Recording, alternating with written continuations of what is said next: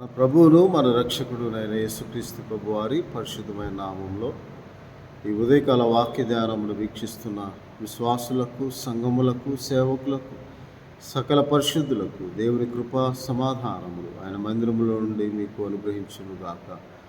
ఆమేన్. ఉదయకాల వాక్య ధ్యానము కీర్తన గ్రంథము 118వ అధ్యాయము 26వ వచనమును ధ్యానం చేసుకుందాం.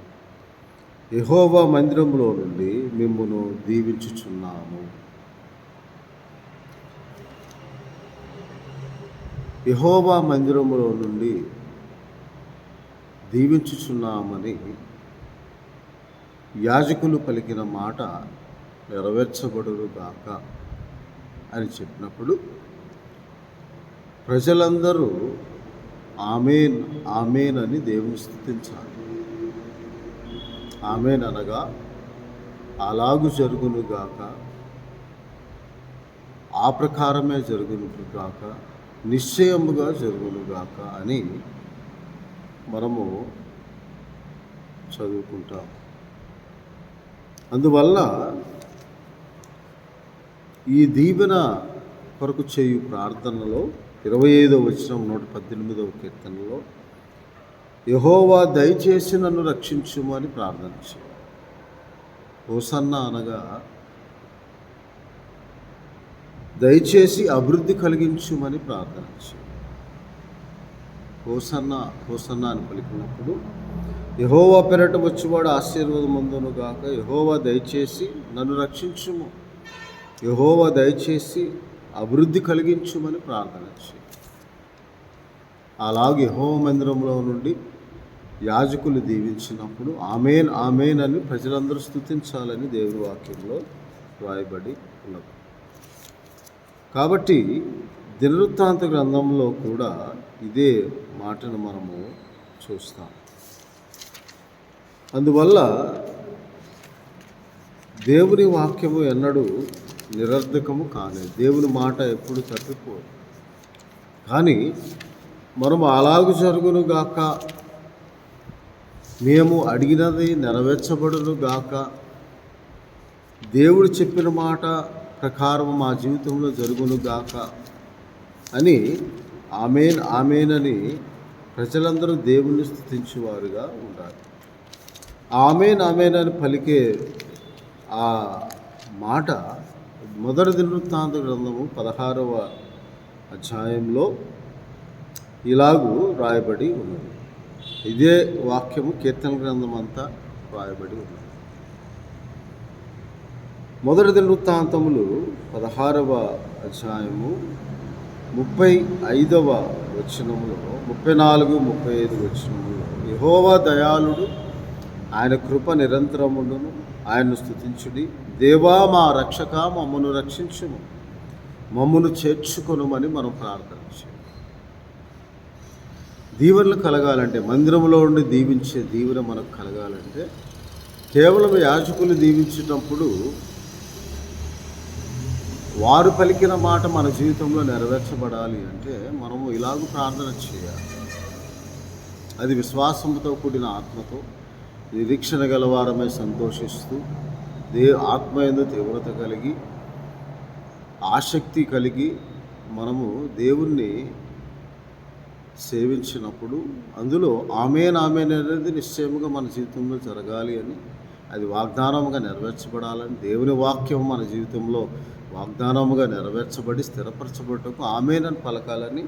అందుకే ఇక్కడ ఆయనను స్తుతించుడి, దేవా మా రక్షక మమ్మల్ని రక్షించుము, మమ్మల్ని చేర్చుకొనుము, మేము నీకు పరిశుద్ధ నామమున కృతజ్ఞతాస్తుతులు చెల్లించినట్లు, నిన్ను స్తుతించినట్లు, అతిశయించినట్లు, అన్యదేశంలో నుండి మమ్మల్ని విడిపింపు అంటున్నాడు. అన్యుల నుండి మమ్మల్ని వేరు చేయి ప్రభువా, నీవు ప్రతిష్ఠించిన జనాంగముగా, నీవు ఏర్పరచుకున్న ప్రజలుగా, నీవు పాలించు ప్రజలుగా, మేపు గొర్రెలుగా మేము ఉన్నట్లు మా కాపరివై మమ్మల్ని రక్షించు, మమ్మల్ని చేర్చుకో ప్రభువా అని మేము నేను స్తుతించినట్లు మమ్మల్ని వేరుపరచు ప్రభువా అని బతిమాలుకొనుడి, ఆయనను బతిమాలుకోవాలి. 36వ వచనం మొదటి దినవృత్తాంతం 16వ వచనం. ఆ తర్వాత ఇశ్రాయేలీయులకు దేవుడైన యెహోవా యుగములన్నిటిని స్తోత్రం నందును గాక, ఈలాగు వారు పాడుగా జనులందరూ ఆమేన్ అని చెప్పి యెహోవాను స్తుతించిరి. అలాగూ మనం ఆమేన్ అనేది స్తుతించుట, దేవునికి స్తోత్రం కలుగును గాక అని పలుకుట. దేవుడు మా ప్రార్థన ద్వారా మహిమపరచబడును గాక, మేము ఉచ్చరించిన మాట ద్వారా దేవునికి మహిమ కలుగును గాక. ఆమేన్.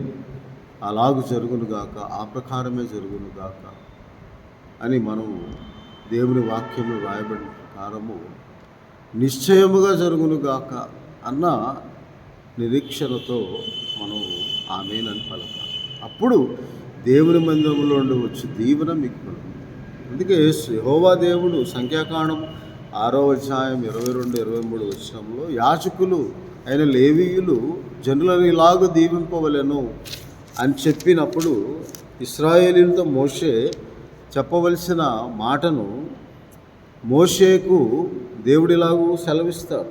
22 యెహోవా మోషేకు ఇలాగ సెలవిచ్చి, నీవు అహరోనుతోనూ అతని కుమారులతోనూ ఇలాగను మీరు ఇశ్రాయేలీయులను ఇలాగ దీవింపవలెను అంటున్నాడు.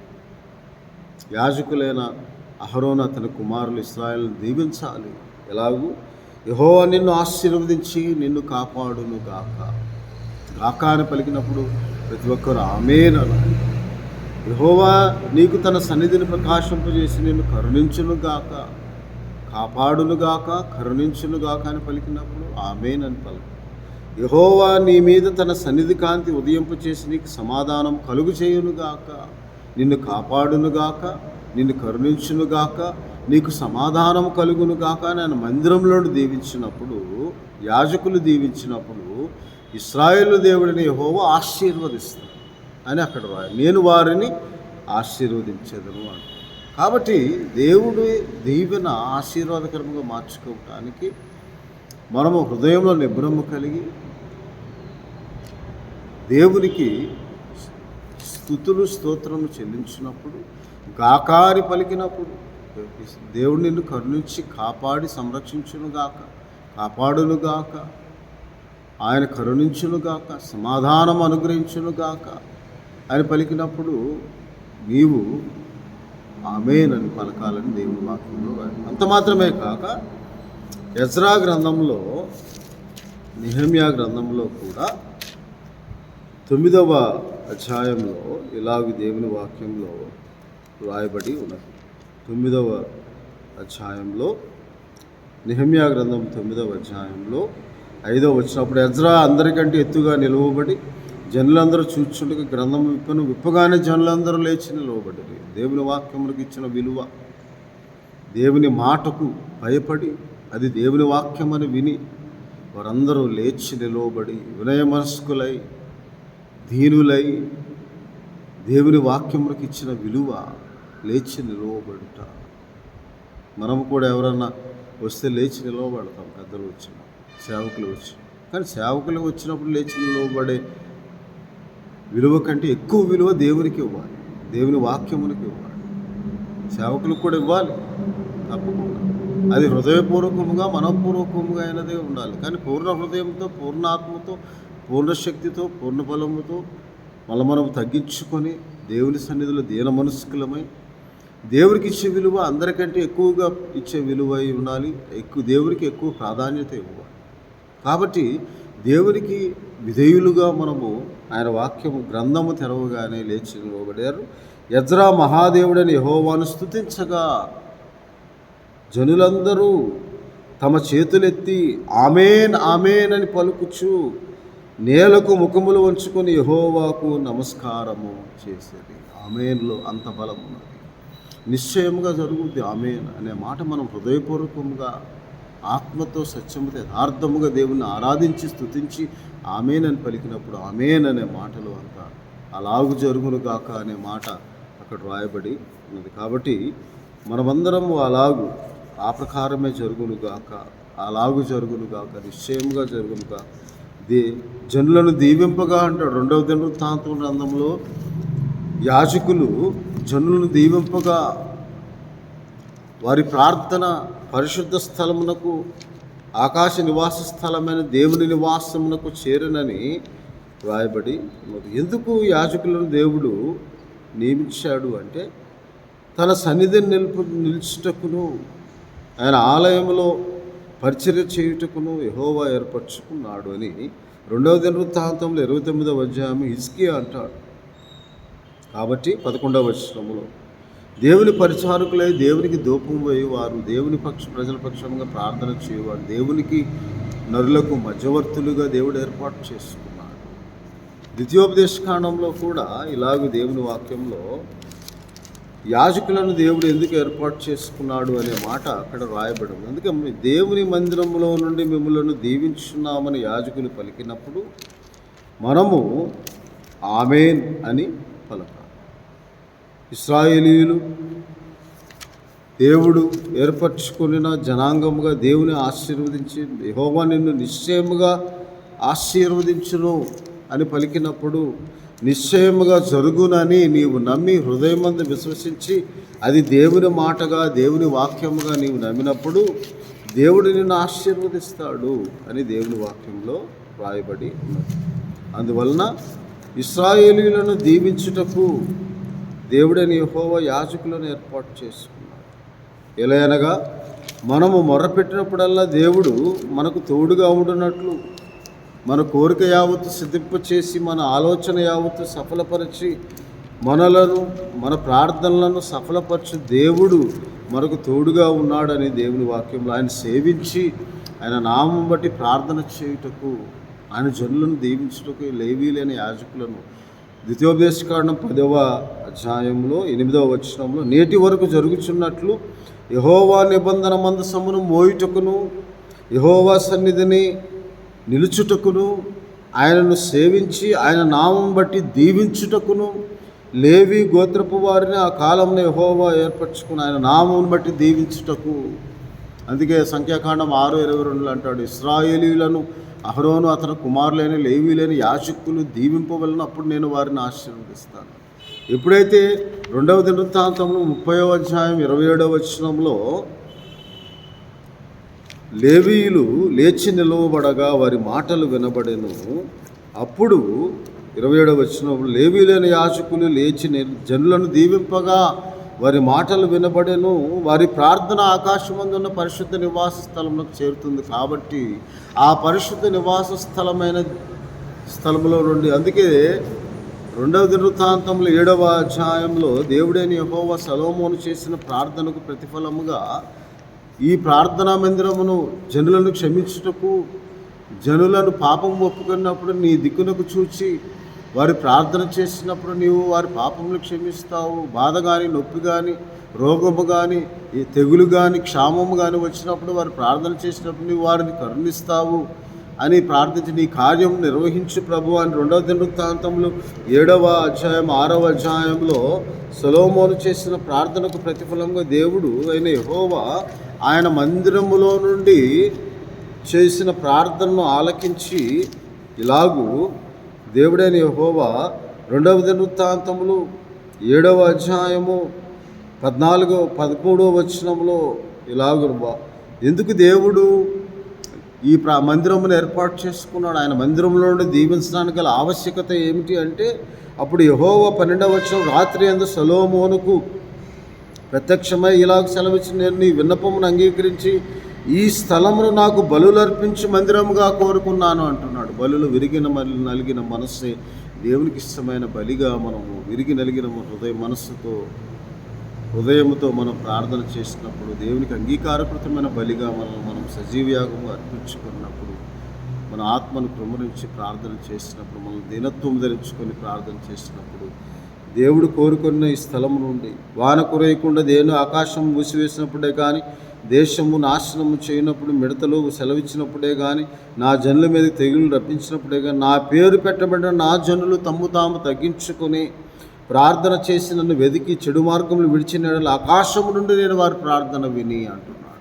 అందుకే 2వ దినవృత్తాంతం 30:27లో లేవీయులైన యాజకులు లేచి నిలవబడి జనులను దీవింపగా వారి మాటలు వినబడెను, అవి పరిశుద్ధ నివాస స్థలమైన ఆకాశమునకు చేరెను. దేవుని సన్నిధికి చేరినప్పుడు ఆకాశం నుండి ఆయన విని ప్రార్థన విని వారి పాపములు క్షమించి వారి దేశమును స్వస్థపరిచి ఈ స్థలమందు చేయబడి ప్రార్థన మీద నాకు అనుదృష్టి నిలిచును, నా చెవులు దాన్ని ఆలకించును, నా పేరు ఈ మందిరం నిత్యము ఉండినట్లుగా నేను దాన్ని కోరుకొని పరిశుద్ధ పరిస్థితిని నా దృష్టియు నా మనస్సును నిత్యము దాని మీద ఉండును.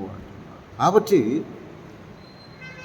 దేవుడికి చేయు ప్రార్థన, ఆయన మందిరములకు మనము రావాలి, ఆయన సన్నిధికి రావాలి.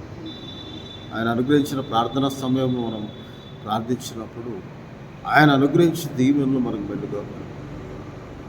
కేవలం యాజకులు మీ గురించి ప్రార్థన చేయటం మాత్రమే కాక ఆయన సన్నిధికి వచ్చి మీరు కూడా ప్రభువా దయచేసి మమ్మల్ని రక్షించము, మా ఎదురుపరచము, మమ్మల్ని రక్షించము, మమ్మల్ని చేర్చుకొనము అని మనం దేవుని స్తుతించి దేవునికి ప్రార్థన చేసినప్పుడు మీ పక్షంగా చేయబడిన ప్రతి ప్రార్థన దేవుడు ఆలకించి మనం ఏకహృదయం ఏకాత్మ ఏకీభవించి భూమి మీద మనము ఎక్కడిద్దరు నా నామం కూడి ఏకీభవిస్తారో అక్కడ నేను ఉంటాను. ఏకీభవించిన ప్రార్థన పరిశుద్ధ నివాస స్థలమైన ఆయన సన్నిధికి చేరి ఆయన మందిరంలో ఉండి దీవెన, అది అభివృద్ధిగా, ఆశీర్వాదముగా, రక్షణగా, నీకు సమాధానమును అనుగ్రహించి కాపుదలగా ఆయన అనుగ్రహిస్తాడు. ఆయన మందిరంలో దీవి నిశ్చయముగా యేసుక్రీస్తునందు అవి వాగ్దానంలో 2 కొరింథీ 1:20 క్రీస్తు యేసునందు దేవునికి మన ద్వారా మహిమ కలుగుటకై ఆయన వాగ్దానంలో ఎన్ని అయినవన్నీ నిశ్చయముగా మనకు అనుగ్రహింపడదు. ఆమేన్ అని రాయబడి. కాబట్టి ఆమేన్లో అంత బలం ఉంది, అంత శక్తి ఉన్నది. అది యథార్థముగా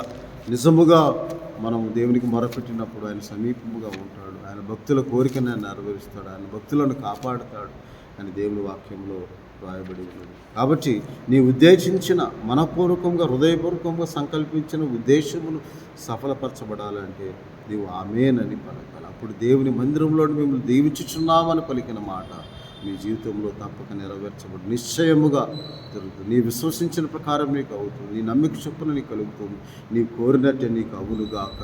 ఆమేన్. ప్రార్థన చేసుకుందాం. ప్రభువా నీకు స్తోత్రాలు. నీ కనుదృష్టి నుంచి నీ చెవులు నిలుపు మా ప్రార్థన ఆలకించి మందిరంలోంచి దీవించున్నామని చెప్పగాలి జనులందరూ ఆమేన్ పలుకున్నట్లు హృదయపూర్వకంగా మనపూర్వకంగా వారికి స్వస్థత కొరకు నీ విశ్వసించిన ప్రకారం నీకు స్వస్థత కలుగునుగా. సమాధానం గలవాడు సమాధానం గలదానివై పొమ్ము అని చెప్పిన మాట ప్రకారం మాట మాత్రం సెలవిచ్చిన ప్రకారం ప్రభా ఆమేన్ పలికి ప్రభు ప్రార్థన సఫలపరుచుకుని ఆత్మ నడిపింపు మా అందరికీ దయచేయండి. అభివృద్ధి కలిగించండి ప్రభు, వీడి ద్వారా వీక్షిస్తాను రక్షించండి ప్రభు, ఆశీర్వదించి కాపాడండి ప్రభు, కరుణించి కాపాడండి ప్రభు, సమాధాన స్థితిని అనుగ్రహించండి ప్రభు. మీ వాక్యమును వాగ్దానముగా ప్రతి ఒక్కరి జీవితం నిశ్చయముగా నెరవేర్చబడినట్లు ఆ ప్రకారమే జరుగునుగా, అలాగూ జరుగునుగాక, నిశ్చయంగా జరుగునుగాక అని ప్రభు హృదయముందు నిబ్రము కలిగి మనోధైర్యముతో మేమందరము ఆమేనని పలుకున్నట్లుగా ఆమేనని పలికినప్పుడు నీవు దీవించుదువుగాక ప్రభు. నీకే స్తోత్రాలు చెల్లిస్తూ ప్రతి ఒక్కరిని దర్శించండి, దీవించండి. యేసుక్రీస్తు ప్రభు వారి పరిశుద్ధమైన నామం ప్రార్థన చేయుచున్నాను తండ్రి. ఆమేన్. తండ్రి అయిన దేవుని ప్రేమ, ప్రభువును రక్షకుడైన యేసుక్రీస్తు వారి కృప, పరిశుద్ధాత్మనిత్యాగం నిత్యముగా దేవుని మాట చొప్పున మీ జీవితంలో జరుగునుగా, మీరు విశ్వసించిన ప్రకారం మీకు కలుగునుగా, మీ నమ్మి చొప్పున మీకు కలుగునుగా, మీరు కోరినది యావత్తు దేవుడు మీ ప్రార్థన సఫలపరిచి మీకు అనుగ్రహించును గాక. దేవుని ప్రజలందరూ ఆమేనని పలుకగా దేవుడు మిమ్మల్ని దీవించును గాక. ఆమేన్. దేవుడు మిమ్మల్ని దీవించి ఆశీర్వదించును గాక.